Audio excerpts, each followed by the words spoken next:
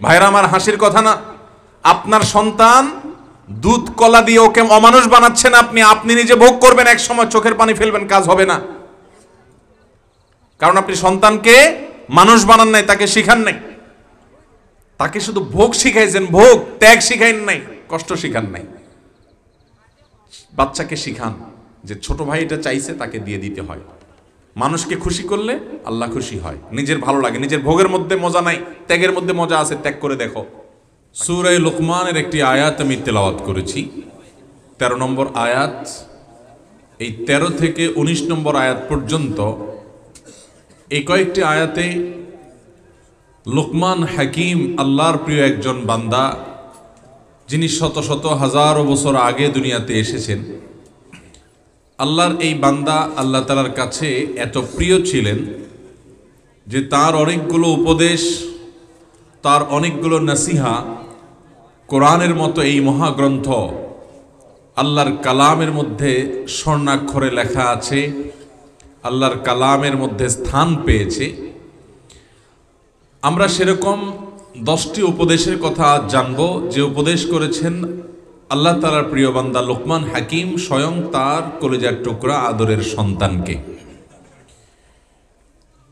বাবা মা তাদের সন্তানকে যেরকম জন্মদান করার পর, জন্ম দেওয়ার পর ভরণ পোষণ দেওয়া, তাদের খাবার দাবারের ব্যবস্থা করা, শিক্ষা চিকিৎসার ব্যবস্থা করা যেরকম তাদের দায়িত্ব, ঠিক একইভাবে সঠিক তারবিয়া এবং সঠিক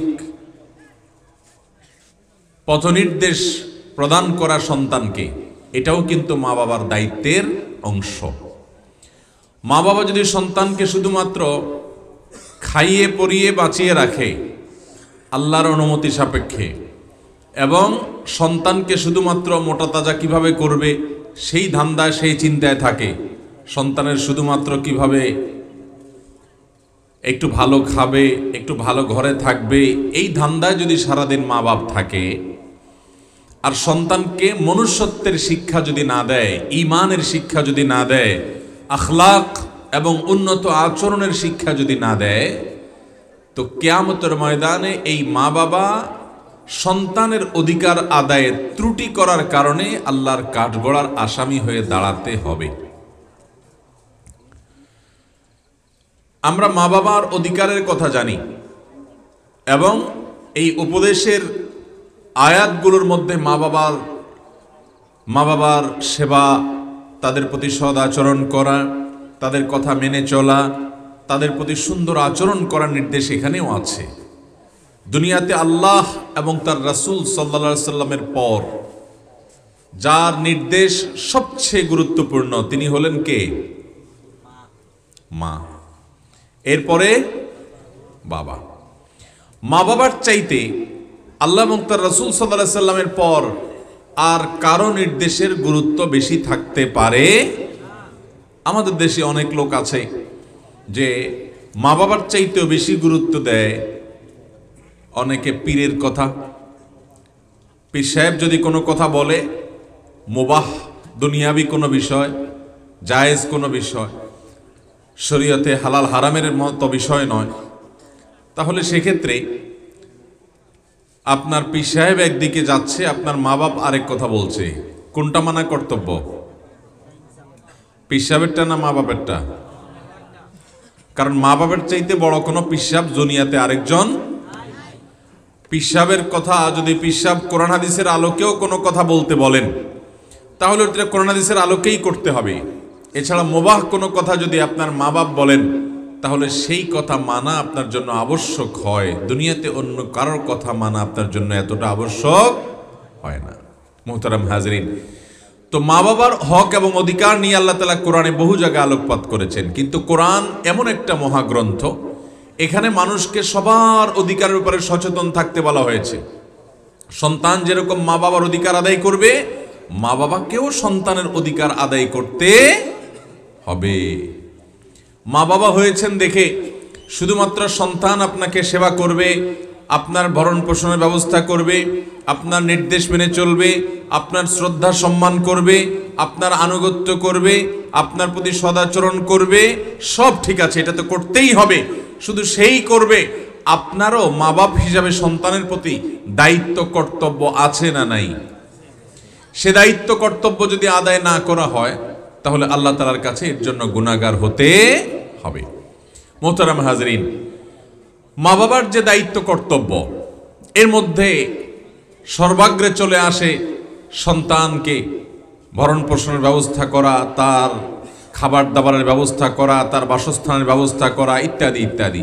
তো এই বিষয়ে আলহামদুলিল্লাহ বেশিরভাগ মা বাপ, বা বলতে গেলে প্রায় সব মা বাপই চেষ্টা করে যে সন্তান যেন দুধে ভাতে থাকে, সন্তান যেন সুখে শান্তিতে থাকে, সেই ব্যবস্থা করে।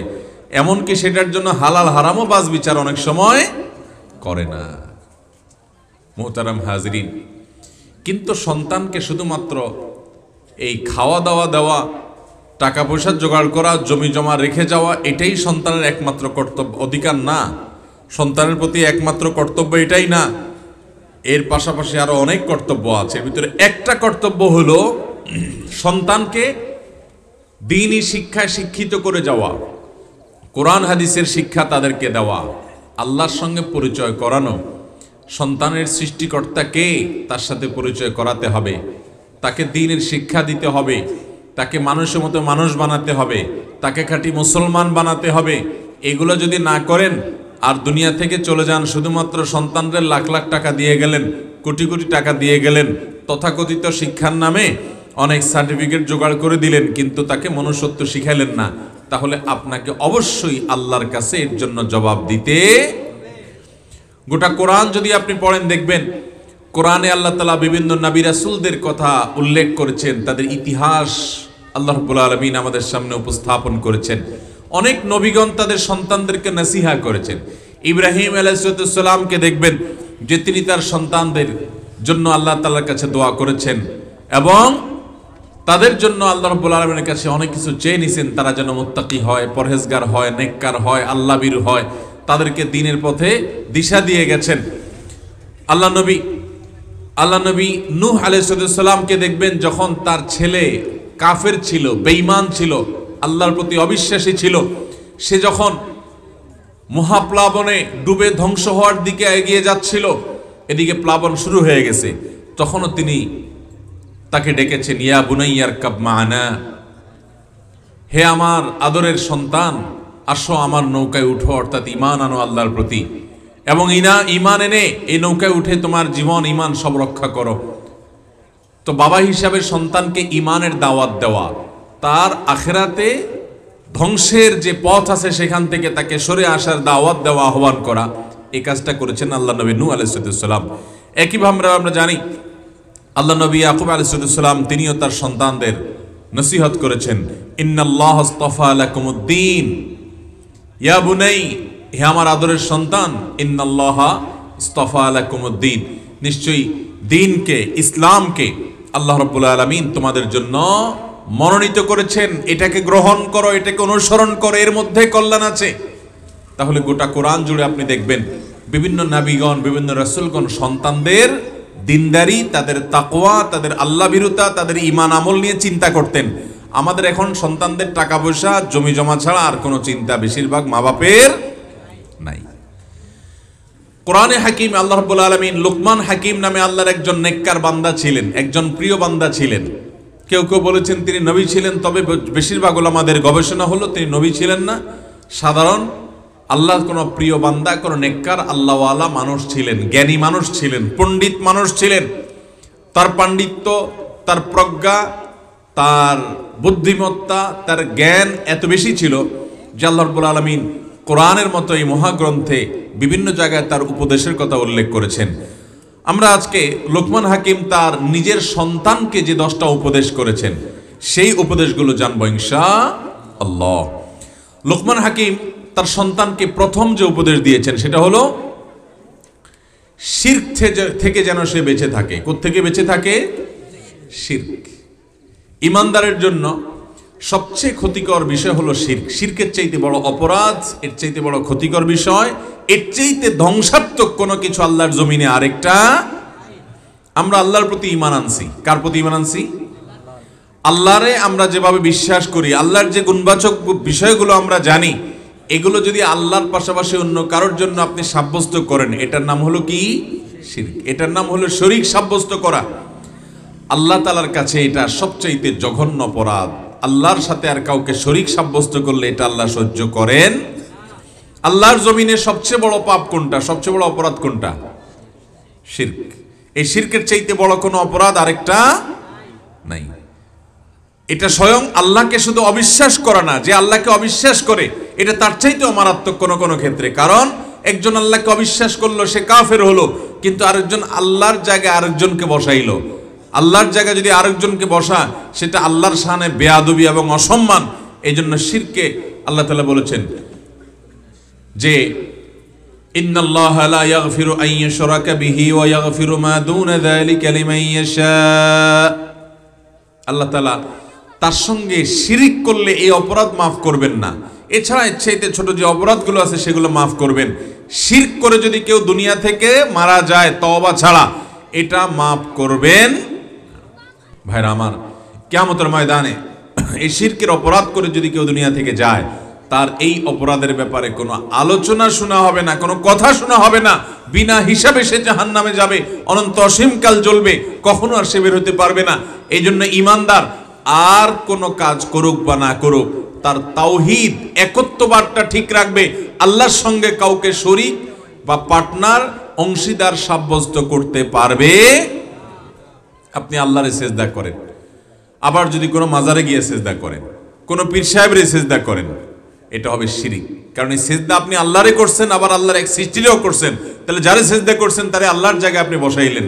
এটার কারণে শুধু ঈমান যাবে তা না, এটার কারণে আপনি শিরকে আকবারে লিপ্ত হওয়ার কারণে ক্ষমার অযোগ্য অপরাধ করে তারপর দুনিয়া থেকে গেলেন। আল্লাহ আমাদেরকে শিরক থেকে বেঁচে থাকার তৌফিক দান করুন।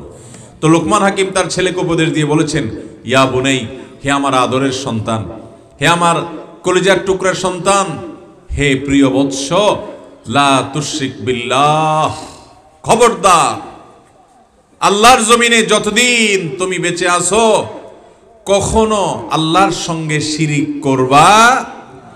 কারণ ইন্নাশ শিরকা লাযুলমুন আযীম, কারণ শিরক এটা মহা অপরাধ, এত বড় অপরাধ যে এই অপরাধ যদি কেউ করে দুনিয়া থেকে যায় তো তার রক্ষা নেই। এই জন্য এই অপরাধটা কখনো কোনো অবস্থাতে করবা না। লোকমান হাকিম তার আদরের সন্তানকে ঈমানের শিক্ষা দিলেন, আকীদার শিক্ষা দিলেন, তাওহীদের শিক্ষা দিলেন, শিরক থেকে মুক্ত থাকার শিক্ষা দান করলেন। আমরা গোলাম কার? আল্লাহর। এখন যদি আপনি আরেকজনের গোলামি করেন, সকল কথা, সকল নির্দেশ মানতে বাধ্য আমরা কার? সকল নিষেধ মানতে বাধ্য কার? এখন যদি আপনি আল্লাহর জায়গায় অন্য কাউকে বসান, তাহলে তাকে আপনি আল্লাহর সঙ্গে শরীক, পার্টনার সাব্যস্ত করলেন।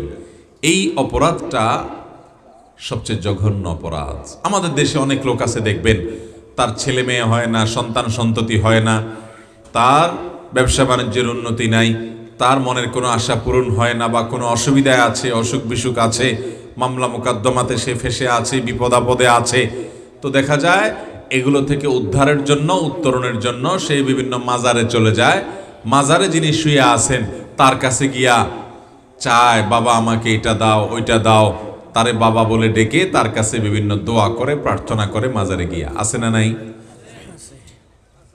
এরকম যদি কোনো মানুষ করে তাহলে সে সঙ্গে সঙ্গে ইসলাম থেকে খারিজ হবে। কারণ সে আল্লাহ ছাড়া গায়রুল্লাহকে উপাস্য বানিয়েছে এবং শিরক ফি দুআ করেছে। আল্লাহ তাআলা আমাদেরকে শিক্ষা দিয়েছেন, ইয়্যাকা না'বুদু ওয়া ইয়্যাকা, আল্লাহ শুধু আপনারই ইবাদত করি আর আপনার কাছেই সাহায্য চাই। সাহায্য এবং দোয়া প্রার্থনা কার কাছে? শুধু আল্লাহর কাছে। নবী করিম সাল্লাল্লাহু আলাইহি সাল্লাম তার প্রিয় সাহাবী আব্দুল্লাহ ইবনে আব্বাস রাদিয়াল্লাহু তাআলা আনহুকে নসিহত করেছেন যে ইযা সাআলতা ফাসআলিল্লাহ ওয়া ইযা ইসতাআনতা ফাসতাইন বিল্লাহ। যখন তুমি কিছু চাইবা, দোয়া করবা, তখন কার কাছে দোয়া করবা? আল্লাহর কাছে। ওই কোন পীর সাহেব তোমাকে দিতে পারে, উদ্ধার করতে পারে, বাবা তোমাকে তরাইতে পারে, ওই কবরওয়ালা তোমাকে রক্ষা করতে পারে, এরকম বিশ্বাস রাখা কুফরি। স্বয়ং নবী করিম সাল্লাল্লাহু আলাইহি সাল্লাম তিনিও মানুষকে তরানোর কেউ না, তিনিও আল্লাহর কাছে মুখাপেক্ষী। সাহাবীরা কেউ বিপদে পড়লে নবী সাল্লাল্লাহু আলাইহি ওয়াসাল্লামের কাছে এসে দোয়া চেয়েছেন, তার কাছে দোয়া করেন নাই, দোয়া করেছেন কার কাছে? আল্লাহর কাছে। অতএব আমাদের গোলামি, আমাদের ইবাদত, আমাদের দাসত্ব, আমাদের সিজদা, আমাদের মান্নত, আমাদের শপথ, আমাদের প্রার্থনা, আমাদের ইবাদত বন্দিগি, আমাদের গোলামি, এগুলা সবগুলো শুধুমাত্র কার জন্য নিবেদন করব? কেবল আল্লাহর জন্য, আর কারোর জন্য। এই ঈমানটাকে মজবুত করতে হবে। এই জন্য লোকমান হাকিম তার আদরের সন্তানকে উপদেশ করেছেন, বাবা তুমি যতদিন দুনিয়াতে বেঁচে থাকো বাবা, খবরদার এই পাপটা কখনো করবা না। এই পাপটা করে গেলে তুমি শেষ। আল্লাহ তাআলা কোরআনে বলেছেন, লাকাদ উহিয়া ইলাইকা ওয়া ইলাল্লাযীনা মিন ক্বাবলিক লাইন আশরাকতা লায়াহবাতান্না আমালুক ওয়া লাতাকুনান্না মিনাল খাসিরিন। অর্থাৎ হে রাসূল, আপনি এবং আপনার আগে যত নবী রাসূল এই পৃথিবীতে আসছে, আদম আলাইহিস সালাম থেকে নিয়ে মুহাম্মদ সাল্লাল্লাহু আলাইহি সাল্লাম পর্যন্ত সকল নবী রাসূলদের জন্য আল্লাহর কমন অর্ডার ছিল, কমন ফরমান জারি করা ছিল, নির্দেশ ছিল যে খবরদার শিরকের অপরাধ যদি কেউ করো কোনো কালে, সকল যুগে সকল নবী রাসূলদের উম্মতদের জন্য একই কথা প্রযোজ্য। স্বয়ং নবী রাসূলদের জন্য এই নির্দেশ যে আপনি নবী হয়ে যদি শিরকের অপরাধ করেন, আপনার সমস্ত আমল ক্যান্সেল হয়ে যাবে, নবুয়ত্ব পরের কথা কিছুই থাকবে না। লাইন আশরাকতা লায়াহবাতান্না আমালুক, যদি আপনি শিরক করেন তাহলে আপনার সমস্ত আমল বরবাদ হয়ে যাবে। নবীরা রাসূলরা শিরক করবেন না, আল্লাহ বুঝার জন্য বলেছেন। তাদেরকে যদি এরকম বলে থাকেন, তাহলে আমাদের জন্য এই নির্দেশটা আরো কত গুরুত্বপূর্ণ, যে শিরকের অপরাধ করলে সকল আমল ডিলেট হয়ে যাবে, মুছে যাবে, বরবাদ হয়ে যাবে। এই জন্য শিরক থেকে বেঁচে থাকার চেষ্টা করতে হবে ইনশাআল্লাহ। এই উপদেশ আল্লাহর কাছে কত গুরুত্বপূর্ণ মনে হলে কোরআনে আল্লাহ সেটা লিখে দিয়েছেন, সেটা আল্লাহ তাআলা নাজিল করেছেন, উল্লেখ করে দিয়েছেন। ভাইরা আমার, লোকমান হাকিমকে এই উপদেশ দিয়েছেন, লোকমান হাকিমের সন্তানকে উপদেশ দিয়েছেন তিনি নিজে। অতএব এই আয়াত আমাদের মুখস্থ করে ফেলতে হবে। ইয়া বুনাই লা তুশরিক বিল্লাহ ইন্নাশ শিরকা লাযুলমুন আযীম, ইন্নাশ শিরকা লাযুলমুন আযীম, নিশ্চয় শিরক এটা মহা অপরাধ, এটা কখনো করা যাবে। নাম্বার 2, সন্তানকে লোকমান হাকিম দ্বিতীয় যে উপদেশ করেছেন সেটা হলো, তিনি বলেছেন দেখো বাবা, ইন্নাহা ইন তাকু মিসকালু হাববাতিন মিন খারদালিন ফাতাকুন ফি সখরা। মনে রাখবে যদি কোনো একটা সরিষার দানা পরিমাণ কিছু থাকে, আর সেটা থাকে হলো কোনো পাথরের ভেতর অথবা নবমণ্ডলে কিংবা ভূমণ্ডলে, আসমানের উপরে বা জমিনের নিচে সরিষার দানা পরিমাণও যদি কোনো কিছু থাকে, ইয়াতি বিহাল্লাহ, আল্লাহ তাআলা সেটাকে হাজির করবেন। কারণ কোনো কিছু আল্লাহর নখদর্পণের, আল্লাহর নলেজ এবং ইলিমের বাইরে হতে পারে। এই উপদেশ করেছেন লোকমান হাকিম তার ছেলেকে। কেন? যাতে করে ছেলের মাথায় এটা ঢুকে যায় যে আল্লাহর নাগালের বাইরে কোনো কিছু, একজন বাচ্চা ছেলে, একজন কিশোর, একজন তরুণ, তার মধ্যে এই ঈমান আর বিশ্বাস যদি থাকে, আল্লাহ তাআলা আলিম, আল্লাহ তাআলা খবীর, আল্লাহ তাআলা লতীফ, সূক্ষ্মদর্শী, তিনি সব কিছু জানেন, এত সূক্ষ্ম যে একেবারে গভীর রাতে, আমাবস্যার রাতের গভীরে, ঘুটঘুটে অন্ধকারের মধ্যে কালো কোনো পাথর, এর উপর যদি কালো কোনো পিপিলিকা কিংবা পাথরের নিচে কোনো পিপিলিকা চলে, আল্লাহ রাব্বুল আলামিনের কাছে সেটাও একেবারে পরিষ্কার। আল্লাহ তাআলা সবকিছু জানেন, আল্লাহর কাছে গোপন করার কোনো সুযোগ। ইন্নাল্লাহা আলিমুম বিযাতিস সুদূর, বান্দার অন্তরে কলবে কি আছে না আছে এর সব কিছু জানেন কে? আল্লাহ। এই বিশ্বাস যদি কোনো মানুষের মধ্যে থাকে, তাহলে সে কোনো অপরাধ করতে পারবে না। তার বুক কাঁপবে, কেউ দেখছে না আমি গোপনে গোপনে মোবাইলে কি দেখছি, কেউ দেখছে না আপনি একা রুমের মধ্যে বসে কোন অপরাধ করছেন, কোন গুনাহ করছেন। আরশ আজিমের মালিক ঠিকই সব দেখছেন, তার কাছে সব রেকর্ড হয়ে যাচ্ছে। এগুলো সব এক সময় প্লে করা হবে, এগুলো সবগুলো এক সময় প্রদর্শন করা হবে, আপনাকে দেখানো হবে যে তুমি এই এই পাপ গোপনে করেছিলা।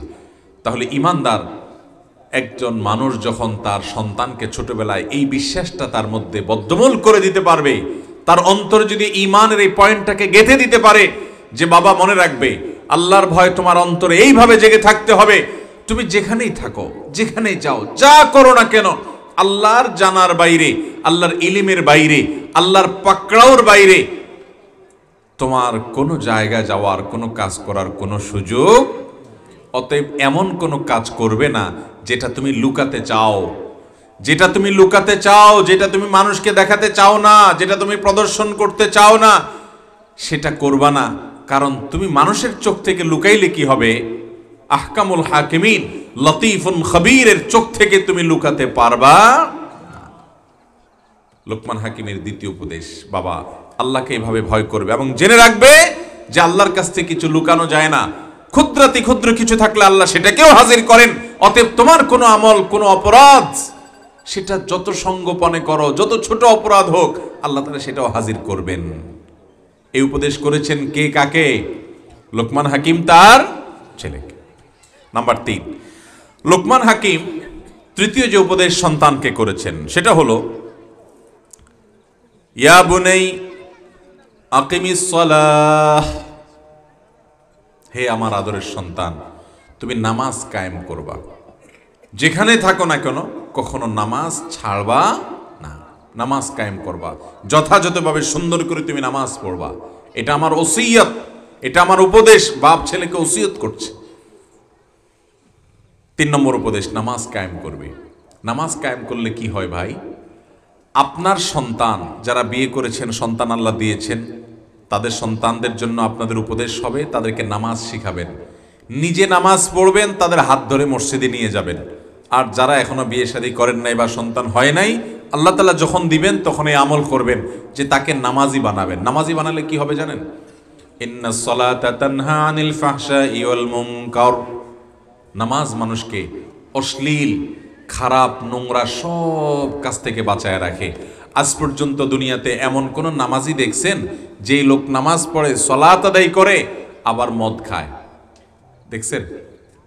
সালাত এবং নামাজ যে আদায় করে সে আবার মানুষ খুন করে, দেখছেন? একজনও আছে? তার মানে কি? তার মানে হলো নামাজের অভ্যাস যদি আপনার সন্তানকে গড়ে তুলতে পারেন, ইনশাআল্লাহ আপনার এই সন্তান মানুষ হবে, মানুষের মতো মানুষ হবে।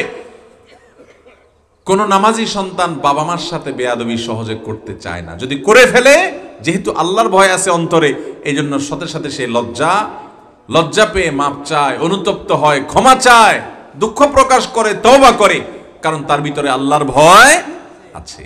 অতএব মুহতারাম হাজিরিন, আমরা সবাই আমাদের সন্তানদেরকে নামাজের শিক্ষা দেব তো ইনশাআল্লাহ। অনেক বাপ মা আছে নিজেই নামাজ পড়ে না, আবার অনেক বাপ মা আছে নিজে পড়ে, সন্তানের পড়ানোর খোঁজ খবর নাই। সন্তান স্কুলে না গেলে তিনি রাগ করেন, পরীক্ষা ভালো ফলাফল না করলে তার মেজাজ খারাপ হয়, ইনকাম উপার্জন না করলে তিনি অনেক রাগারাগি করেন। কিন্তু সন্তানটা যদি নামাজ না পড়ে, তার মাথা ব্যথা হয় না, এই ব্যক্তি কখনো ভালো মুসলমান হতে পারে না। তার সন্তানের পরীক্ষা না দেয়া, ভালো ফলাফল না করার কারণে, স্কুলে না যাওয়ার কারণে, পড়ালেখা না করার কারণে, অন্য কোনো কাজ না করার কারণে আপনার যত রাগ হয়, আপনার সন্তান নামাজ না পড়লে আপনার রাগ আরো বেশি হতে হবে, যদি আপনি নিজেকে মুসলমান দাবি করে থাকেন। ভাইরা আমার, আজ মুসলমানদের সন্তান নামাজ পড়ে না। আপনার সন্তান যদি বেনামাজি হয়, তাহলে সেক্ষেত্রে যে নিজের সৃষ্টিকর্তার নির্দেশ মানে না, সে কি মা বাবার নির্দেশ মানবে? যে সৃষ্টিকর্তার আনুগত্য আর গোলামি করতে জানে না, সে কখনো মা বাবার গোলামি করতে শিখবে? মনে রাখবেন, আপনার সন্তানকে যদি তার সৃষ্টিকর্তার গোলামি আর কৃতজ্ঞতা আদায় করতে শিখান, ইবাদত করতে শিখান, তাহলে সে আপনার প্রতিও সদাচরণ করবে ইনশাআল্লাহ। কোন নামাজি ছেলে বাপ মারে খানা পিনা দেয় না, ভরণ পোষণ দেয় না, ক্ষয় খরচ দেয় না, টাকা পয়সা দেয় না, এরকম কোনো ঘটনা দেখছেন আজ পর্যন্ত? কিন্তু যত সন্তান বাবা মার প্রতি অত্যাচার করে, অবিচার করে, আপনি দেখবেন যে তারা বেনামাজি, তাদের ভিতরে নামাজ নাই। এই জন্য আপনার নিজের ভালোর জন্য, আপনার ছেলের ভালোর জন্য, আপনার মেয়ের ভালোর জন্য আপনার সন্তানকে অবশ্যই নামাজের শিক্ষা দিতে এজন্য লোকমান হাকিমের 3 নম্বর উপদেশ ছিল ইয়া বুনাইয়া আকিমিস সালাহ। আল্লাহ নবী ইব্রাহিম আলাইহিস সালাম দোয়া করেছেন তার সন্তানরা যেন নামাজ কায়েম করে। আল্লাহর বিভিন্ন নবী রাসূলরা সন্তানরা, নিজের সন্তান তো বটেই, পরবর্তী যে প্রজন্ম আসবে, সন্তানের সন্তান, নাতি পুতি, তাদের সন্তান সন্ততি যারা আসবে পরবর্তী প্রজন্মে, আগের যুগের আল্লাহর নেককার বান্দাগণ, আল্লাহর নবী রাসূলগণ তাদের জন্য পর্যন্ত দোয়া করে গেছেন, রব্বি জাআলনি মুকিমাস সালাহ ওয়া মিন যুররিয়্যাতি রব্বানা ওয়া তাকাব্বাল দুআ। আল্লাহ আমাকে আপনি নামাজ কায়েমের তৌফিক দেন। নামাজ এত গুরুত্বপূর্ণ, এত গুরুত্বপূর্ণ, এটা ছাড়া কোনো মানুষ মুসলমান থাকতে পারে না। আমি সিলেট থেকে যখন আসছি, নামাজের সময় মসজিদে গাড়ি থামায়া সালাত আদায় করলাম। ড্রাইভার ভাই উনি বলে যে আমি গাড়িতে আছি, আপনারা যান। আমি বললাম ভাই কেন আপনার নামাজ নাই? পুরুষ মানুষ, মহিলা হলে বলতাম অসুখ বিসুখ আছে, পুরুষ মানুষ আপনার তো নামাজ আছে, কেন যাবেন না? তারপর তিনি গেলেন না। আমি নামাজ পড়ে আসলাম, আবার মাগরিবের সময় হইল, আরেক মসজিদে ঢুকলাম, একই অবস্থা, তিনি বসে থাকলেন। জিজ্ঞাসা করলাম নাম কি? তো নাম বললেন মুসলমানের নাম। বললাম মুসলমান, মুসলমান নামাজ পড়ে না, কারণ আমাদের দেশে মুসলমানরা মাসালা শিখছে নামাজ না পড়লে কি হয়েছে, ঈমান। কি হাদিস চিন্তা করেন, নামাজ না পড়লে কি হয়েছে, ওনার নাকি ঈমান ঠিক আছে। ব্যাপারটা হয়েছে এরকম যে দিনকে দিন, মাসকে মাস আমি দাঁত পরিষ্কার না করলে কি হয়েছে, মেসওয়াক না করলে কি হয়েছে, ব্রাশ না করলে কি হয়েছে, আমার মুখে ময়লা নেই। ব্যাপারটা এরকম হয়ে গেল না? গায়ে গন্ধ, নাম আতর আলী। গায়ে গন্ধ, নাম কি? আতর আলী। কিরে ভাই, গন্ধের চোটে গায়ের কাছে যাওয়া যায় না, নাম কেমনে আতর আলী হইল? দিনকে দিন মেসওয়াক করেন না, ব্রাশ করেন না, মুখ পরিষ্কার করেন না, আবার বলেন যে আমার দাঁত পরিষ্কার আছে। নামাজ পড়েন না, আবার বলেন ঈমান ঠিক আছে। ঈমান কি মায়ের হাতের মোয়া, মামুর ভাইয়ের আবদার? ভাইরা আমার, ওমর রাদিয়াল্লাহু তাআলা আনহু বলেছেন লা হাজ্জা ফিল ইসলাম লিমান তারাকাস সালাহ। যে নামাজ তরক করে, নামাজ পড়ে না, ইসলামে তার কোনো অংশ নাই, হিস্সা নাই, নামগন্ধ নাই। আল্লাহ কোরআনে বলেছেন ফাইন আকামুস সালাহ ওয়া আতাউজ যাকাত ফাইন তাবু ওয়া আকামুস সালাহ ওয়া আতাউজ যাকাত ফাইখওয়ানুকুম ফিদ্দিন। তারা যদি তওবা করে, ঈমান আনে, এরপরে নামাজ কায়েম করে, যাকাত আদায় করে, তাহলে তারা তোমাদের ধর্মের ভাই। তার মানে যদি কেউ ইচ্ছাকৃত ঠান্ডা মাথায় নামাজ ছেড়ে দেয়, সে আমার ধর্মের ভাই, অর্থাৎ ধার্মিক ভাই, আমার ধর্মের ভাই, মুসলমান ভাই, এই দাবি করার নৈতিক অধিকার তার। ইসলামের 5টা খুঁটি, মেইন খুঁটির একটা হলো নামাজ।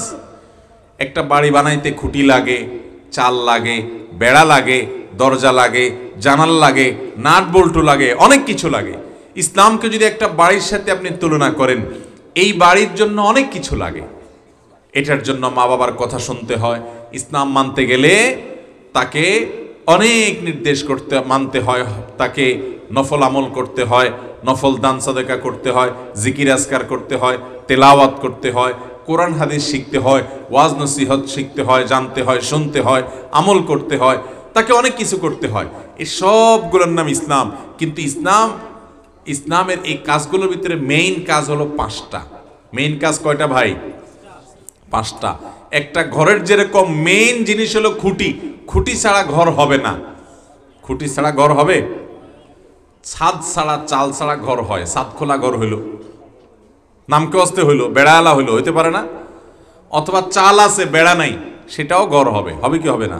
বেড়া ছাড়া ঘর হইল, কিন্তু খুঁটি ছাড়া ঘর হওয়ার রাস্তা আছে নাই।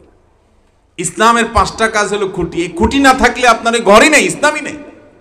এই 5 খুঁটির গুরুত্ব এত বেশি। এর মধ্যে আবার ঈমানের পর সবচেয়ে গুরুত্বপূর্ণ খুঁটি হলো নামাজ। এই নামাজ যদি কারোর না থাকে, সে নিজেকে মুসলমান দাবি করার নৈতিক অধিকার নাই। ভাইরা আমার, এই জন্য ঈমানদার আর যা করুক না করুক, তাকে ঈমান আনার পর, তাওহীদ ঠিক করার পর, শিরক থেকে, কুফরি থেকে বেঁচে থাকার পর তাকে 5 ওয়াক্ত নামাজ অবশ্যই পড়তে হবে। এটা ইসলামের খুঁটি, স্তম্ভ। এটা ছাড়া ইসলাম চিন্তাই করা যায় না। আল্লাহ আমাদেরকে 5 ওয়াক্ত নামাজ যথাযথভাবে, সুন্দরভাবে, খুশুখুজুর সাথে, মনোযোগের সাথে, ধীরস্থিরতার সাথে আদায় করার তৌফিক দান করুন। সন্তানদের নামাজ শিখায় যাবেন তো ইনশাআল্লাহ? ছেলেকে শিখাবেন, মেয়েকে শিখাবেন, নাতিপুতিকে শিখাবেন। এটা কত গুরুত্বপূর্ণ ব্যাপার। আল্লাহর নবী রাসূলরা নিজের সন্তানকে শেখানোর তো বটেই, এটা তো অবশ্যই করতেন। এর পাশাপাশি সন্তানের ঘরে সন্তান আসবে, তাদের ঘরে সন্তান আসবে, তখন উনি বেঁচে থাকবেন না, তারাও যেন নামাজি হয়, সেজন্য আল্লাহর কাছে দোয়া করে গেছেন, রব্বে জাআলনি মুকিমাস সালাহ, আল্লাহ আমি তো নামাজ কায়েম করবই, ওয়া মিন যুররিয়াতি, আমার পরিবার, আমার বংশধর যারা দুনিয়াতে আসবে তারাও যেন নামাজি হয়। আজ পর্যন্ত আমরা কেউ আমাদের সন্তানদের জন্য অনেকে আসি দোয়া করি না, যদি করিও তো পরবর্তী প্রজন্মের সন্তানরা নামাজ পড়ুক এই চিন্তা আমাদের মাথায় আসে। শুধু পয়সা চিন্তা আসে। কি চিন্তা আসে? পোলাপানের জন্য পয়সা রেখে যাই, চুরি করে, ডাকাতি করে, দুর্নীতি করে, 2 নাম্বারি করে, হক হালালি হোক, হারাম পথ হোক, যেভাবেই হোক, জমি কিনে যাও, মার্কেট করে যাও, বাড়ি করে যাও, দোকান করে যাও, সন্তানরে বিদেশ নিয়ে যাও, পয়সা দিয়ে যাও, স্বর্ণ গয়না দিয়ে যাও, সব দিয়ে যাও। ভাইরা আমার, এগুলোর কোনোটাই সন্তান এগুলো দিয়ে সে আসল ধনী হবে না। আসল ধনী হবে সে যদি তার মালিককে চিনে, সে যদি নামাজ পড়তে পারে। মনে রাখবেন, আপনি সম্পদ কত দিয়ে যাবেন, এগুলো একসময় শেষ করে ফেলতে পারবে সন্তান, পারবে কি পারবে না? কত বাপমা কত সন্তান দিয়ে যায়, সব বেঁচে কিনে সন্তান, কত বাপমা দিয়ে যায় সন্তানকে, সন্তান সব বেঁচে কিনে খাই ফেলায়, আছে না? কিন্তু ভাইরা আমার, আপনি যদি সন্তানকে স্বয়ং আল্লাহর সাথে পরিচয় আর কানেকশন করায় দিয়ে যান, আপনি নিজে কতটুকু দিবেন ও ডাইরেক্ট উপর থেকে চায় চায় সব নিবে। ঠিক না ঠিক? অতএব সন্তানকে দিনদার বানাবো তো ইনশাআল্লাহ। আর কিছু হোক আর না হোক, আপনার সন্তান নামাজি হতে হবে। নামাজ শেখাবেন, সন্তানের প্রয়োজনে নিজেরা নামাজের অভ্যাস করবেন, বাচ্চাকে পাশে রেখে নামাজ পড়বেন, মসজিদে নিয়ে যাবেন, তাকে শেখাবেন। তো আল্লাহ নবী ইব্রাহিম আলাইহিস সালাম যেভাবে দোয়া করেছেন সন্তানদের জন্য, আমরা আমাদের সন্তানদের দোয়াও করব, চিন্তাও করব। এই যে ঠান্ডার দিন, অনেক বাপ আছেন নিজে নামাজে চলে যান মসজিদে, সন্তান শুয়ে আছে, কাঁথা, কম্বল, লেপ, তোষক এগুলা সন্তানের গায়ে আরো উঠাই দিয়া আরামসে ঘুম পাড়াই দিয়া উনি মসজিদে যায়। আছে না নাই? তো আপনার মসজিদে যাইতে বলছে কে? মসজিদে যাওয়া এটা যদি কোনো দরকারি কাজ হয়, তো আপনার সন্তানটাকে আপনি দরকারি কাজ থেকে দূরে রেখে তারে আরো কম্বল কাঁথা গায়ে দিয়া টেনে ঘুম পাড়াই দিয়ে যাচ্ছেন, আপনার কাজের সাথে বিশ্বাসের মিল হলো? আপনি যদি জানেন এই নামাজ না পড়লে জাহান্নামের আগুনে জ্বলতে হবে, তাহলে সন্তানকে আপনি কম্বলের নিচে রেখে যাচ্ছেন না, ওকে আপনি জাহান্নামের দিকে ঠেলে দিচ্ছেন। ঠিক কিনা বলেন? অতএব ভাইরা, সন্তানকে নামাজি বানাবেন। আপনার সন্তান নামাজি হলে ও কখনো ধর্ষণকারী হবে না, ও কখনো মাদকাসক্ত হবে না, ও কখনো বাবা মার সাথে বেয়াদবি করবে না, ও কখনো বাবা মার হক নষ্ট করবে না, ও কখনো খুন খারাপি করবে না, সে কখনো সন্ত্রাসী হবে না, সে কখনো খারাপ মানুষ হবে না। নামাজের চাইতে বিকল্প কোনো পথ আল্লাহর জমিনে একজন মানুষকে মানুষের মতো মানুষ হিসেবে গড়ে তোলার জন্য আর হতে। অতএব চেষ্টা করবো তো ইনশাআল্লাহ। তো লোকমান হাকিম তার সন্তানকে 3 নম্বর উপদেশ দিয়েছেন, ইয়া বুনাই, হে আমার আদরের সন্তান, আকিমিস সালাহ, তুমি নামাজ কায়েম করবা, নামাজ সঠিকভাবে আদায় করবা, জীবনে নামাজ ছড়বা না।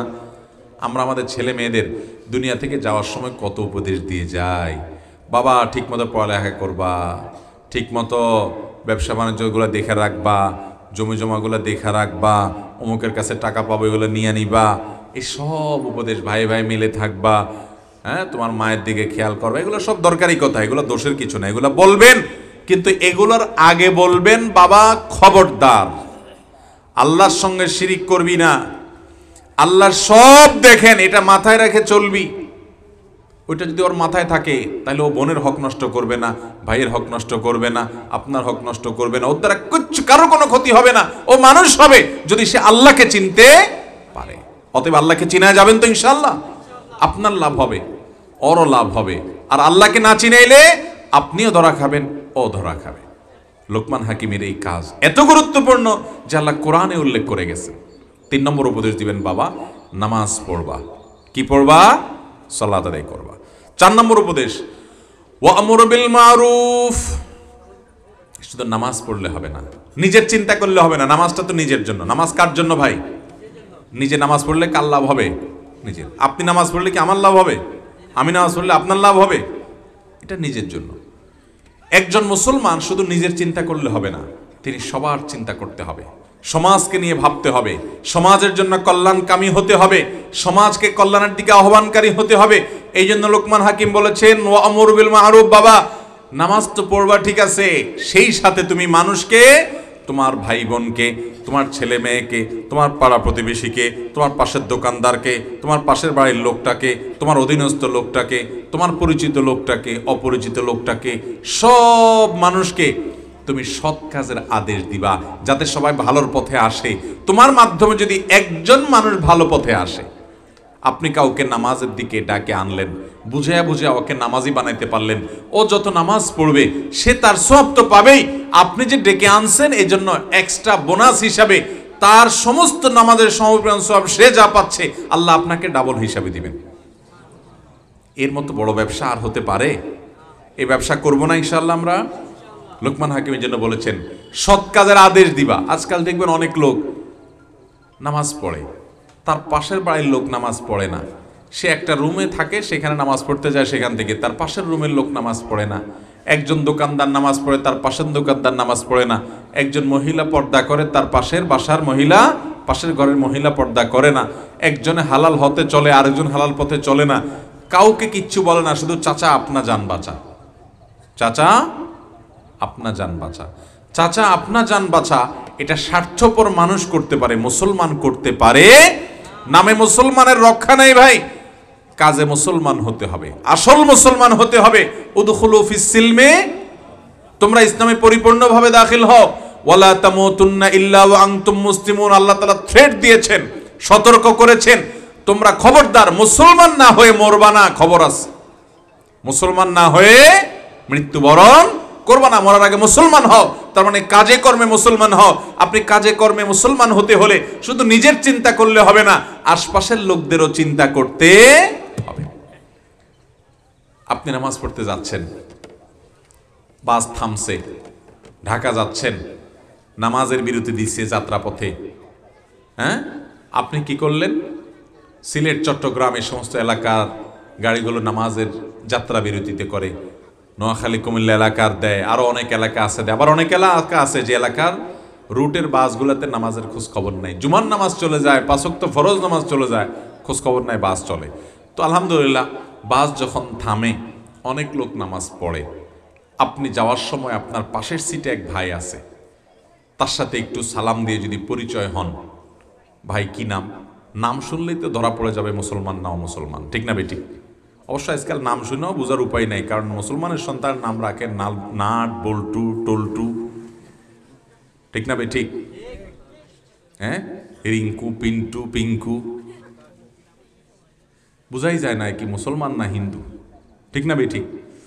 যাই হোক, তারপরেও তো বোঝা যায়। ডাইরেক্ট তো জিজ্ঞেস করলে মাইন্ড করবে মুসলমান না হিন্দু, কারণ নামাজ না পড়লে কি হয়েছে, মুসলমান হইয়া গর্ব করতে রাজি আছে। হ্যাঁ, তো মুসলমান এটা টের পাইলে তাকে বিনয়ের সাথে যদি আপনি বলেন, ভাই চলেন নামাজটা পড়ে আসি, আমরা মুসলমান, আল্লাহ নামাজ ফরজ করছেন, নামাজ পড়লে আমাদের লাভ হবে ভাই, আল্লাহ অনেক সওয়াব দিবেন, আর না পড়লে আল্লাহর কাছে যেতে হবে, শাস্তি আছে ভাই, জাহান্নামের আগুনে জ্বলতে হবে। সে আপনার কথা নাও শুনুক, আপনি অন্তত বলে যাবেন কমপক্ষে। করবেন না ইনশাআল্লাহ এই কাজটা? বেশিরভাগ মানুষ আমরা এই কাজটা করি না। ওই যে চাচা আপনার জান বাঁচা। মুসলমান কখনো শুধু নিজের চিন্তা করবে না, সে নিজের চিন্তা করবে, আশেপাশে সবার চিন্তা করবে, সবার কল্যাণকামী হবে। আর দ্বীন ও আন-নাসিহা, নবীজি সাল্লাল্লাহু আলাইহি সাল্লাম বলেছেন, আরে দ্বীনই হলো মানুষের কল্যাণ কামনা করা, সবার ভালো চাওয়া। শুধু নিজের ভালোর চিন্তা করার নাম দিনদারি না, ধার্মিকতা না। আপনি দিনদার হতে চাইলে, ধার্মিক হতে চাইলে, আসল মুসলমান হতে চাইলে আপনি নিজের চিন্তা যেমন করতে হবে, আশেপাশে সবার চিন্তা করতে হবে। করবো তো ইনশাআল্লাহ? আজ থেকে সবাইকে নামাজের দাওয়াত দেবো তো ইনশাআল্লাহ? শুধু নামাজ না, যে কোনো ভালো কাজের না দাওয়াত দিবেন, খারাপ কাজ থেকে বাঁচাবেন। আপনি মাহফিলে যাচ্ছেন, আপনার এক বন্ধুকে দাওয়াত দিয়ে নিয়ে আসেন। আপনি ভালো কাজ যাচ্ছেন, আপনার বন্ধুকে দাওয়াত দিয়ে নিয়ে আসেন। এই জন্য লোকমান হাকিম তার ছেলেকে বলেছেন, বাবা ওয়া'মুর বিল মারুফ, মনে রাখবে সব সময় সৎ কাজের আদেশ দিবে মানুষদেরকে। মানুষদেরকে ভালো কাজের পথে আহ্বান করবে। আপনি কাউকে ভালো কাজের পথে আহ্বান করলে কি আপনাকে সে মাইর দিবে? সুন্দর করে নম্রতার সাথে, বিনম্রতার সাথে, নরম হয়ে যদি তাকে আপনি একটু বুঝান, সে কি আপনাকে রাগ করবে ভাই? হয়তো আপনার কথা শুনবে না। সে যদি নাও শোনে, আপনি তাকে যে দাওয়াত দিয়েছেন, ইসলামের দিকে আহ্বান করেছেন, এর জন্য আপনার আমল নামায় সওয়াব হবে ইনশাআল্লাহ। আমরা অনেকে মনে করি এই কাজটা শুধু হুজুরদের কাজ, আলেমদের কাজ। এটা ভুল। যত মুসলমান আছে সবার কর্তব্য সৎ কাজের আদেশ তাকে সবাইকে দিতে হবে। 4 নম্বর উপদেশ। 5 নম্বর উপদেশ হলো ওয়ানহা আনিল মুনকার। শুধু ভালো কাজের আদেশ দিলে হবে না। কেউ যদি কোনো খারাপ কাজ করে তুমি দেখো, তুমি নিজে তো খারাপ কাজ করবেই না, তাকে খারাপ কাজ করতে নিষেধ করবা। তোমার একটা বন্ধু, সে একটা মেয়ের সাথে হারাম সম্পর্ক করছে, তুমি তাকে বোঝাবা, দোস্ত আমরা কিন্তু দিন শেষে মুসলমান, আল্লাহর কাছে আমাদের যেতে হবে, আখেরাতে আমাদের দাঁড়াতে হবে। আল্লাহ তাআলা এই হারাম রিলেশনকে, এটাকে জেনা বলে আখ্যায়িত করেছেন। জেনাকে আল্লাহ তাআলা বলেছেন ওয়ালা তাকরাবুজ জেনা, জেনার কাছেও যেও না। এটা নিকৃষ্ট কাজ, নোংরা কাজ, এ হারাম কাজ করবা না দোস্ত বলবেন। এইটা বললে প্রথম যখন বলবেন তখন দোস্ত হয়তো বলবে যে কি ব্যাপার, এটা মৌলবি হইলো কবে থেকে, টিটকারি করবে। অনেক দোস্ত আছে ব্যাককল দোস্ত, কি করবে, করুক টিটকারি, আপনি আপনার কাজ করেন। আমাদের সমাজে আশেপাশে চোখের সামনে মানুষ খুন হয়, সন্ত্রাসী আঘাত করে, ছিনতাই করে, ডাকাতি করে, তারপরেও দেখে কেউ ওইদিকে তাকায় না, কারণ তার পরিবারের কেউ না, তার ছেলে মেয়ে না, তার বাপ ভাই না। এই লোকটা কারোর না কারোর বাপ, কারোর না কারোর ভাই, কারোর না কারোর আত্মীয়। তাইলে আপনি তার সাহায্যে আপনার সামর্থ্য থাকলে অন্তত আগে যান। সবাই মোবাইল নিয়ে ভিডিও করে, সবাই কি করে, ভিডিও করে। ওই লোক মরে শেষ হয়ে যাচ্ছে আর সবাই কি করে, ভিডিও করে। কত খুনের ঘটনা এই দেশে ঘটে যে আশেপাশে যতজন মোবাইল নিয়ে ভিডিও করে, এই মোবাইলগুলো যদি ওই খুনির গায়ে মারে তাইলে ওই বেটা মরে যায়। ঠিক না বে ঠিক? মোবাইল মারতে মায়া হয়, মোবাইল মারার দরকার নাই, একটা একটা করে ঘুষি দিলে লোকটা শেষ হয়ে যায়। অথচ কেউ আগায় আসে না, কারণ তার পরিবারের কেউ না। আজকে তার বাপ হতো, আজকে তার ভাই হতো, আজকে তার ছেলে বা তার আপনজন হতো, সে পাগল হয়ে ছুটে যাইতো, যেহেতু আরেকজন সে তাকাচ্ছে না। মুসলমান এরকম স্বার্থপর হতে পারবে? অন্যায় দেখলে সেখানে কি দিতে হবে, বাধা দিতে হবে। আপনার পাশে কি অন্যায় করছে, অন্যায়ের বাধা দান কাজটা একটু কঠিন কাজ। যেমনে সেমনে বাধা দিতে গেলে উল্টা মায়ের খাওয়ারও ভয় আছে। যাতে মায়ের না খান সেজন্য সুন্দর করে বাধা দিবেন, নরম হয়ে আদর করে। একজন যুবক অন্যায় করছে, তার পিঠে হাত দিয়ে তাকে যদি বলেন যে ভাই আমার এই কাজটা করলে আমাদের আল্লাহ নারাজ হবে, এই কাজটা ছেড়ে দিলে আল্লাহ অনেক খুশি হবে, ভাই আল্লাহ এটা হারাম করেছেন মুসলমানের জন্য, আল্লাহর কাছে আমাদের যেতে হবে, তিনি দাঁড়াতে হবে, তার সামনে হিসাব নিবেন, একটু যদি বুঝায় দেন, সে আপনার কথা না মানুক কিন্তু আপনার উপর রাগ করবে না। আপনি যদি তার সাথে ধমক দিয়া কথা বলেন এবং দুর্ব্যবহার করেন তাহলে সে রাগ করবে। এই জন্য অসৎ কাজের বাধা প্রদান করতে হবে। নবী করিম সাল্লাল্লাহু আলাইহি ওয়াসাল্লাম বলেছেন মান রাআ মিনকুম মুনকারান ফালইউগাইয়িরহু বিয়াদিহি ফাইন লাম ইস্তাতি' ফাবিলিসানি ফাইন লাম ইস্তাতি' ফাবিকলবি ওয়া যালিকা আযআফুল ঈমান। তোমাদের কেউ যদি কোনো অন্যায় কাজ দেখে নিজের চোখের সামনে, সে নিজের হাত দিয়ে যেন সেটাকে বাধা দেয়, ওইটাকে পরিবর্তন করে দেয়, অন্যায়টাকে থামায়া ভালো কাজ চালু করে দেয় সেখানে। আর যদি হাত দিয়ে থামাইতে না পারে, এত ক্ষমতা তার না থাকে, মুখ দিয়ে অন্তত থামাবে, মুখ দিয়ে পরিবর্তন করবে, মুখ দিয়ে অন্তত বলবে। সেটাও করতে পারে না, এটা বললেও ঝামেলা হতে পারে, বিপদ হতে পারে, অসুবিধা হতে পারে। তাহলে অন্তত অন্তর দিয়ে ওইটার প্রতি ঘৃণা করবে এবং ওইটাকে অন্তর থেকে মনে মনে চিন্তা করবে কিভাবে পরিকল্পনা করা যায়, আল্লাহর কাছে দোয়া করবে, সাহায্য প্রার্থনা করবে। এই অন্তর দ্বারাও যদি চেঞ্জ করার চেষ্টা করে তাহলেও ঈমান থাকবে এবং এটা হলো ঈমানের সর্বনিম্ন স্তর। আর যদি অন্তর দিয়েও আপনি একটু চিন্তা না করেন তাহলে আল্লাহর কাছে নিজেকে ঈমানদার দাবি করার কোনো অধিকার আর। অসৎ কাজের বাধা প্রদান করবো তো ইনশাআল্লাহ। অনেকে আছে নিজের ভাইটা অন্যায় কাজ করে, নামাজ পড়ে না, নিজের ভাইটা গান শুনে হারাম, নিজের ভাইটা মাদকাসক্ত, নিজের ভাই খারাপ কাজ করে, নিজের বোন খারাপ কাজ করে, আত্মীয় স্বজন খারাপ কাজ করে, দেখেও না দেখার ভান করে যে আমার চিন্তা নেই, আমার টেনশন নাই। অন্যায় দেখলে আমরা বাধা দেব তো ইনশাআল্লাহ। সবাই যদি এরকম স্বার্থপর হয়ে যান, সমাজটা ধ্বংস হয়ে যাবে, সমাজটা ধ্বংস হয়ে যাবে, আল্লাহর গণ আযাব চলে আসবে। এই জন্য নবী আর আসবে না, রাসূল আর আসবে না। নবী রাসূলদের কাজ আমাদের করতে হবে, দাওয়াতের কাজ করতে হবে, সৎ কাজের আদেশও দিতে হবে, আবার অন্যায় দেখলে বাধাও দিতে হবে। দেখেন, ছেলে যেন সমাজমুখী হয়, ছেলে যেন সামাজিক হয়, ছেলে যেন সমাজের চিন্তা করে, ছেলে যেন সমাজ সংস্কারের চিন্তা করে, সমাজের কল্যাণ সাধনের চেষ্টা করে। এই যে ওয়াজ মাহফিলের আয়োজন করছেন, ওলামাদের দাওয়াত দিয়ে আনছেন, মসজিদে বিভিন্ন দিনই প্রোগ্রাম করছেন, মাদ্রাসা করছেন, মানুষ উপকার করার চেষ্টা করছেন।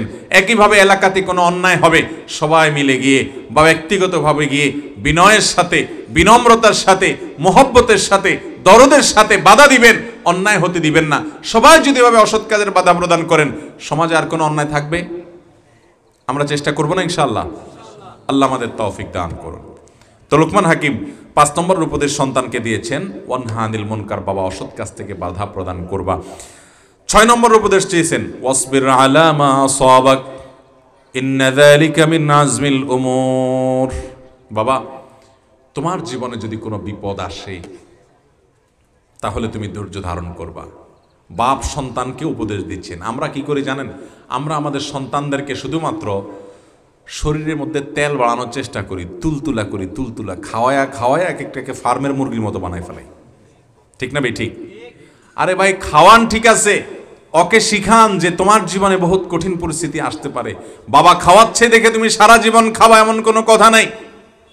এই যে বার্মার নাগরিকেরা, মুসলমানেরা, রোহিঙ্গারা, তারা তাদের দেশে অনেকে আদরের দুলাল ছিল, বড়লোকের সন্তান ছিল। আজকে তারা সামান্য একটু তাঁবুর নিচে মাথা গুজাই করে দাঁড়াইতেও পারে না। এই তাঁবুর নিচে, তেরপালের নিচে, ছাপড়ার নিচে বসবাস করতেছে, নিজের দেশে থাকতে পারে নাই। তাদের অনেক কষ্ট। রোহিঙ্গাদের ক্যাম্পগুলোতে যারা গেছেন তারা জানেন, বহুত ইউনিভার্সিটির প্রফেসর আছে, বহুত কোটি কোটি টাকার মালিকের ছেলেমেয়েরা আছে, বাপকে মেরে ফেলছে, মাকে মেরে ফেলছে, ছেলেটা বেঁচে আছে, জানে পালায় আসছে, এখানে সিরিয়াল ধরা থালা নিয়ে দাঁড়ায় আছে খাবারের জন্য। আছে না নাই?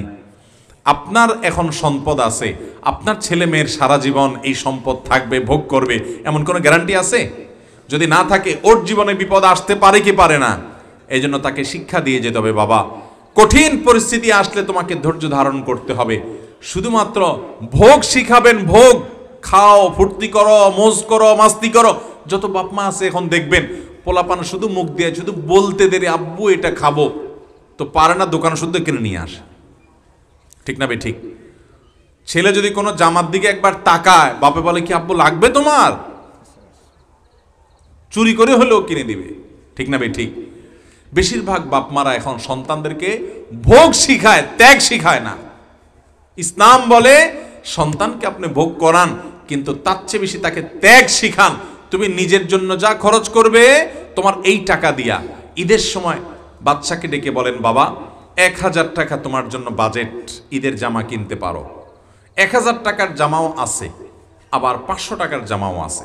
তুমি চাইলে 1000ই কিনতে পারো, আর চাইলে 1000 দিয়ে 2টা কিনতে পারো। একটা জামা তোমার নিজের জন্য, আরেকটা জামা তোমার স্কুলের কোনো বন্ধু আছে গরিব, তার বাবার সামর্থ্য নাই, অথবা তোমার কোনো বন্ধু আছে তার বাবা নাই। তুমি একটা জামা তোমার টাকা থেকে কিনে তোমার বন্ধুকে দিয়ে আসবা, এটাও তুমি চাইলে করতে পারো। বাচ্চাকে শেখাতে হবে। বেশিরভাগ বাপ মা এগুলো চিন্তা করে না, শুধুমাত্র ছেলেকে খাওয়ায় খাওয়া মোটা করা, ওকে ভোগ শেখানো, এছাড়া আর কিছু জানে না ভাই। এই জন্য দেখবেন মানুষ তৈরি হচ্ছে না, মানুষ তৈরি হচ্ছে না। আমরা আমাদের ছেলেবেলায় দেখেছি, মুরব্বী যারা আরো বয়স্ক তারা দেখেছেন, একসময় আমাদের দেশে ছোট ছোট ছেলেরা, কিশোররা, কিশোরীরা, মেয়েরা, তারা বাপ মাকে অনেক সম্মান করত। আপনারা যারা মুরব্বী বয়সের আছেন, 40, 50, 60, 40-এর উপরে যাদের বয়স আছে, আপনারা বলতে পারবেন আপনার বাবার সামনে কথা বলতে আপনার ভয় হতো, অর্থাৎ শ্রদ্ধার কারণে তার সামনে জোরে কথা বলতে পারতেন না। বাবা কোনো কথা বললে আপনি শুনবেন না, এটা আপনি কল্পনাও করতে পারতেন না। ঠিক না বেঠিক? আপনার মার মুখের দিকে তাকায় আপনি তর্ক করতে পারতেন না, শ্রদ্ধা করতেন। এখন কি এগুলো আছে? বলেন, আছে? এগুলা হারায় যাচ্ছে। এখন বড় হওয়া লাগে না, ওই পিচ্ছি 4-5 বছরের পোলা ও বাপরে বক্সিং মারতে আসে। ঠিক না বেঠিক? ও মারে লাথি মারতে আসে, গেমস দেখে, ওখান থেকে শিখে ফাইট সারাদিন। এখন ফাইট করার তো লোক পায় না, মা বাপরে দিয়ে শুরু করে। ঠিক না বেঠিক? ভাইরা আমার, হাসির কথা না। আপনার সন্তান দুধ কলা দিয়ে ওকে অমানুষ বানাচ্ছেন আপনি, আপনি নিজে ভোগ করবেন, এক সময় চোখের পানি ফেলবেন, কাজ হবে না। কারণ আপনি সন্তানকে মানুষ বানান নাই, তাকে শিখান নাই, তাকে শুধু ভোগ শিখাইছেন, ভোগ, ত্যাগ শিখাইন নাই, কষ্ট শিখান নাই। বাচ্চাকে শিখান যে ছোট ভাই এটা চাইছে, তাকে দিয়ে দিতে হয়। মানুষকে খুশি করলে আল্লাহ খুশি হয়, নিজের ভালো লাগে। নিজের ভোগের মধ্যে মজা নাই, ত্যাগের মধ্যে মজা আছে, ত্যাগ করে দেখো। তাকে শিখাইতে হয়, তাদেরকে শেখাবো তো ইনশাআল্লাহ। শুধু কাল ফুর্তি করা শিখাবেন না। গোটা সমাজ এখন ভোগবাদের ভিতরে হাবুডুবু খাচ্ছে, ভোগ কেমনে করবে এই চিন্তা ছাড়া আর কিছু নাই।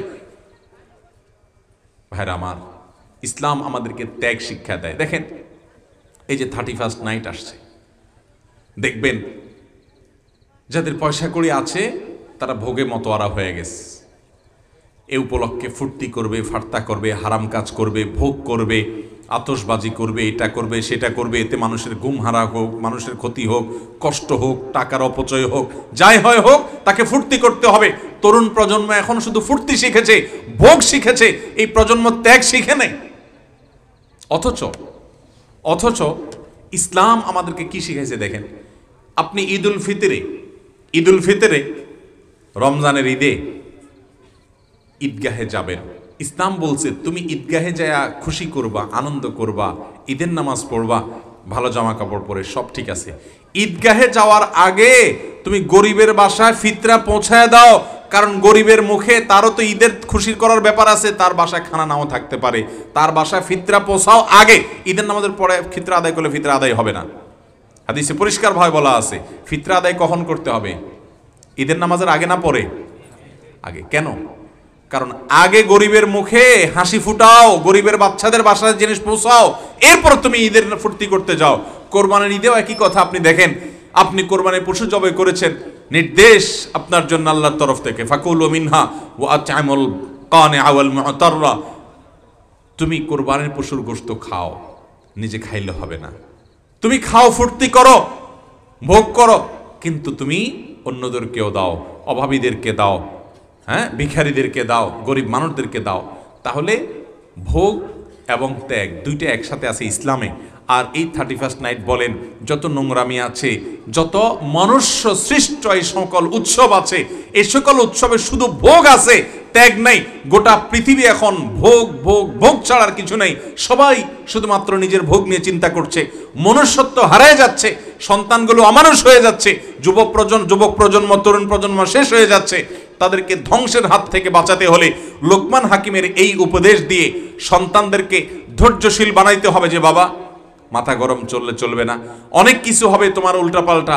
ওয়াসবির আলা মা আসাবাক, যখন তোমার জীবনে কোনো মুসিবত আসবে, বিপদ আসবে, তখন তোমাকে কি করতে হবে? ধৈর্য ধারণ করতে হবে। ধৈর্য ধারণ করবো তো ইনশাআল্লাহ।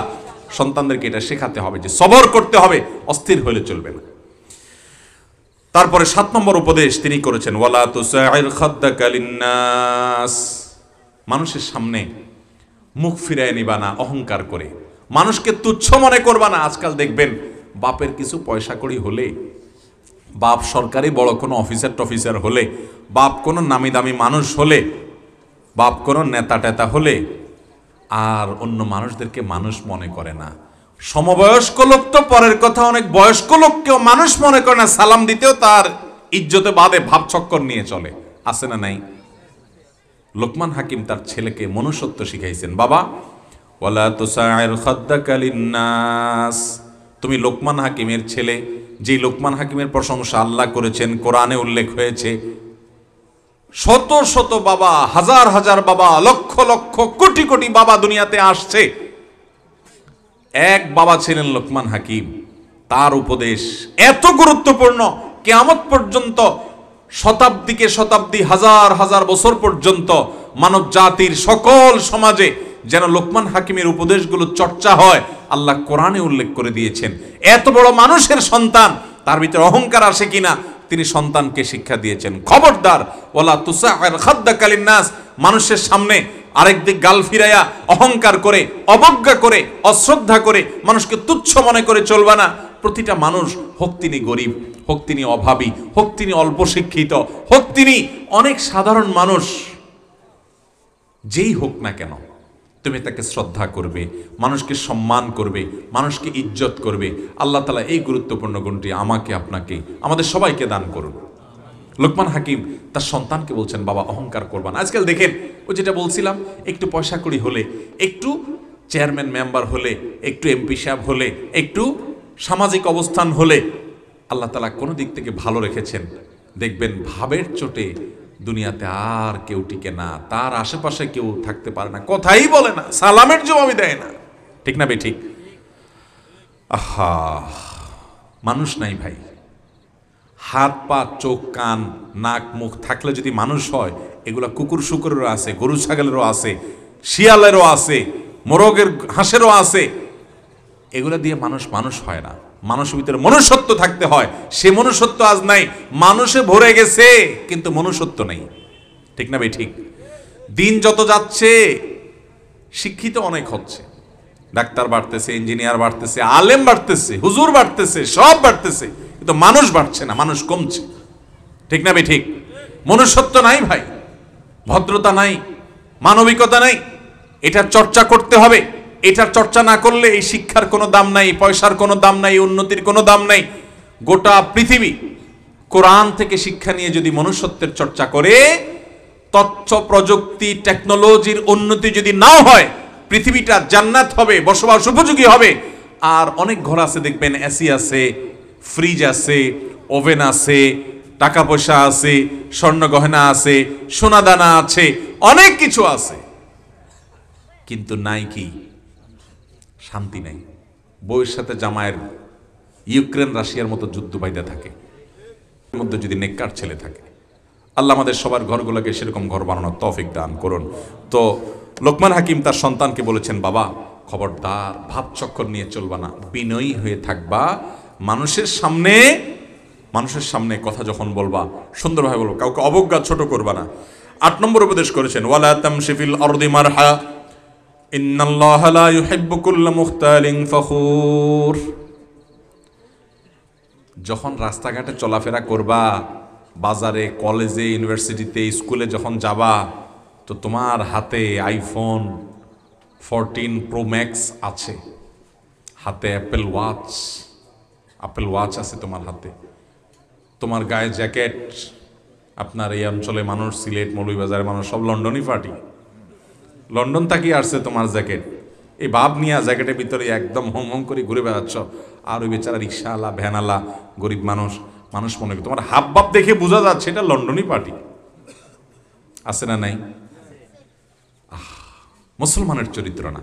লোকমান হাকিম বলেছেন, বাবা ওয়ালা তামশি ফিল আরদি মারহা, দম্ভ করে, অহংকার করে, ভাবসাব নিয়ে দুনিয়াতে চলবা না। কারণ কি জানো?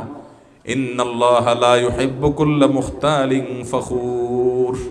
আল্লাহ তাআলা অহংকারী, দাম্ভিক, নিজেকে বড় মনে করে, মানুষকে মানুষ মনে করে না, এই নিকৃষ্ট নোংরা চরিত্রের ছোট লোকদেরকে আল্লাহ পছন্দ করেন না। যারা নিজে অনেক বড় লোক হইয়াও, অনেক শিক্ষিত হইয়াও, অনেক কিছু অর্জন করার পরও মানুষকে বড় মনে করে, মানুষকে সম্মান দেয়, হাসি মুখে কথা বলে, ভাবসাব নিয়ে চলে না, বিনয়ী হয়ে চলে, এই মানুষগুলোকে আল্লাহও ভালোবাসেন, দুনিয়ার মানুষরাও ভালোবাসে। আমরা চেষ্টা করবো না এই গুণ অর্জন করার? আমাদের সন্তানদেরকে এই গুণ শিখিয়ে যেতে হবে। বাবা, আল্লাহ এক সময় তোমাকে অনেক বড় করতে পারে। তুমি হয়তো ডিসিএসপি হয়ে গেলা, তুমি অনেক বড় আলেম হয়ে গেলা, পপুলার মানুষ হয়ে গেলা, তুমি অনেক জনপ্রিয় মানুষ হলা, অনেক কিছু হলা। খবরদার, কখনো তুমি অহংকার করে চলবা না। সন্তানদেরকে ওসিয়ত করবো তো ইনশাআল্লাহ।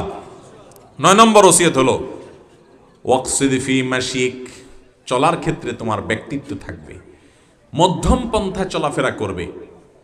তোমার চলার মধ্যে খুব তাড়াহুড়া করেও চলতে যাবে না, আবার একেবারে ধীরে ধীরেও চলতে যাবে না। এখন তো পোলাপান মোবাইল হাতে নিয়ে যখন হাঁটে, রাস্তাঘাটে পিঁপড়ার মতো হাঁটে।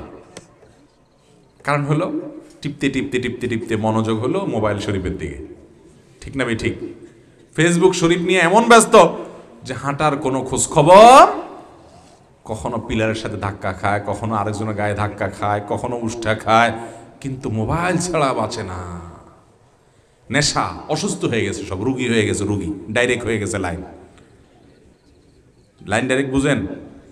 একটা অসুস্থ মস্তিষ্কের মানুষ মনে করেন পাগল, বেচারা অসুস্থ। এ আল্লাহর বান্দা, রাস্তা চলার সময় হুঁশ দিস নাই, কোথায় যায় কি করে না করে। মোবাইল টিপতে টিপতে আজকাল পোলাপান এবং বিভিন্ন বয়সে মানুষ এমনভাবে আমরা রাস্তাঘাটে চলি, আমাদের কোনো হুঁশ দিস নাই, ওই পাগলের মতো ডাইরেক্ট হয়ে গেছে।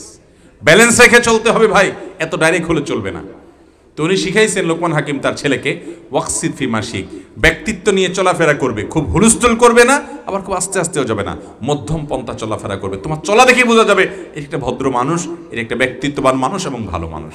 সন্তানকে উপদেশ দিচ্ছে। দেখেন আমাদের সন্তানদের উপদেশ কি হয়, ওই যে বলছিলাম যে ব্যবসায়ী বাপ সেই ছেলেকে উপদেশ দেয় যে এর বাকি দিবা না, ওর কাছ থেকে বাকি নিবা না, এর কাছ থেকে হাওলাত নিবা না, অরে হাওলাত দিবা না, এটা কিনবা না, ওইটা বেচবা না, হান করবা না, তান, শুধু দুনিয়া শিখায় আর কিচ্ছু নেই। তো এই জন্য ও দুনিয়াই শিখে, বাপ মারেও আর চিনে নাও। সন্তানকে মানুষ বানাবো তো ইনশাআল্লাহ। আহা, তাহলে ওয়াকসিদ ফি মাশিক, তুমি তোমার চলার ক্ষেত্রে মধ্যম পন্থা অবলম্বন করবা। 10 নম্বর এবং সর্বশেষ উপদেশ হলো ওয়াগদুদ মিন সাউতিক, কথা যখন বলবা চিৎকার চেঁচামেচি করবা না, বিনম্রতার সাথে সুন্দরভাবে আস্তে আস্তে কথা বলবা।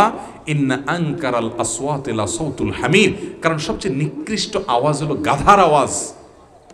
বিশেষ করে আমার তরুণ ভাইদেরকে বলবো, একটু আল্লাহ তাআলা সামাজিক অবস্থান দিলে যুবকদের ভাবচক্করের চোটে আর টিকা। চায়ের দোকানে 4-5 বন্ধু মিলে যদি চা খাইতে যায়, ওই দোকানের মেসিয়ার যে বেচারা আছে টি বয়, তারা যদি চা চায়, দিতে যদি একটু দেরি হয়, চিৎকার করে ওঠে, এই কানে শোনেন নাই, এই তুমি কানে শোনে তোমারে বলছি। ভাবচক্কর হয়, অহংকার করে, চিৎকার চেঁচামেচি করে, আছে না নাই? অথচ লোকমান হাকিম বলেছেন, বাবা কখনো মানুষের সামনে জোর গলায় কথা বলবা না, বিনয়ের সাথে কথা বলবা। মনে রাখবা, গাধা চিল্লায় কথা বলো, তুমি মনুষ্যত্ব রাখবা। আল্লাহ তাআলা আমাদেরকে মনুষ্যত্বের গুণগুলো অর্জন করার তৌফিক দান করুন। চেষ্টা করবো তো ইনশাআল্লাহ। লোকমান হাকিমের এই 10টা উপদেশ, এটাকে 3 ভাগে ভাগ করা যায়। দেখেন কত বিচক্ষণ মানুষ ছিলেন। অভিভাবক একে বলে, দুনিয়ার বাবারা শিখেন এখান থেকে, অভিভাবকরা শিখেন এখান থেকে। সন্তানকে 3 ধরনের উপদেশ করেছেন। এক, ঈমান সম্পর্কিত উপদেশ, যে তার সবকিছুর আগে ঈমান, তার সৃষ্টিকর্তাকে চিনতে হবে। যে সৃষ্টিকর্তাকেই চিনে, ও মা বাপরে করতে চিনবে, ও মানুষ করতে চিনবে। এই জন্য তাকে আগে কৃতজ্ঞ বানাতে হবে। ইমানদার সবচেয়ে বেশি কৃতজ্ঞ তো হতে হবে, কারণ ইমানদার তার সৃষ্টিকর্তার কৃতজ্ঞতা আদায় করে স্বীকৃতি দেয়। যে সৃষ্টিকর্তার স্বীকৃতি দেয়, স্রষ্টারও সে সৃষ্টিরও আপনার স্বীকৃতি দিবে। এই জন্য লোকমান হাকিম প্রথম বিষয়টা তার ভিতরে ঈমান ঢুকিয়েছেন, কারণ ঈমান আসলে সব চলে আসবে। একটা মানুষের বিশ্বাস যখন আল্লাহর প্রতি বসবে, তখন আল্লাহর নির্দেশ সে মানবে। এই জন্য প্রথম বলছেন শিরিক করবা না। আল্লাহ সব কিছু নিয়ন্ত্রণ করেন, তার সাথে লুকাতে পারবা না তার কাছ থেকে কোনো কিছু, এটা মনে রেখা চলবা, কোনো পাপ করতে পারবা না। এই বিশ্বাস তাকে দিলেন। 2টি উপদেশ ছিল ঈমান সম্পর্কে। এরপর উপদেশ ছিল ইবাদত সম্পর্কে। নামাজ পড়বা, সৎ কাজের আদেশ দিবা, অসৎ কাজের বাধা প্রদান করবা এবং সবর করবা। তাহলে প্রথম 2টা ঈমান, আর পরের 4টা হলো ইবাদত।